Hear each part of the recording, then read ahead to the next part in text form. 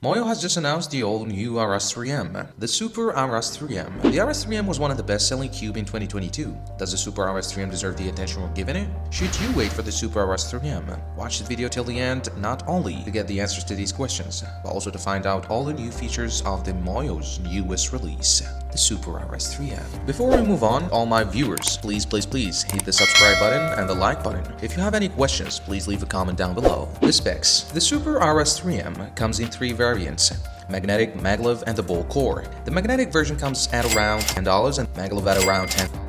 Core version around $20. This is by far one of the cheapest series ever released, after the Tornado V3M and GAN 13. All three of them has a glossy interior finish, which is pretty good because I don't really like the matte finish. It measures 56mm, which is pretty standard for a speed cube, has a dual adjustment system with 9 different settings, and the cube has drag and scale pattern to reduce the friction and to make cubes a lot smoother. I like the Tornado V3M, where you get the magnetic core in both of the flagship and Pioneer. The key difference between the bulk core and maglev is that the bulk core version has a magnetic core. Moyu said that the magnetic core will only be available in the bulk core version.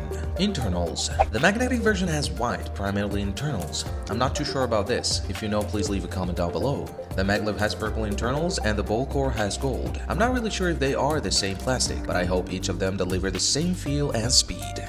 Magnets. The magnet positioning system is set to be evenly distributed, but I don't think this should be even claimed as a special feature, because every cube have equally distributed magnets. The only thing that matters is the strength of the magnet, which I believe in the Super RS3M is slightly on the stronger side and said to have snappy feel. I think it's a really good thing, as it gives more control over the cube. As for the number of magnets, the magnetic version has 48 magnets, the maglev has 60, and the bulk core version has 76, which gives us the next question of how heavy they are. This is definitely a heavy cube if we were to compare it with GAN 13, which has 88 magnets and is pretty much 70 grams.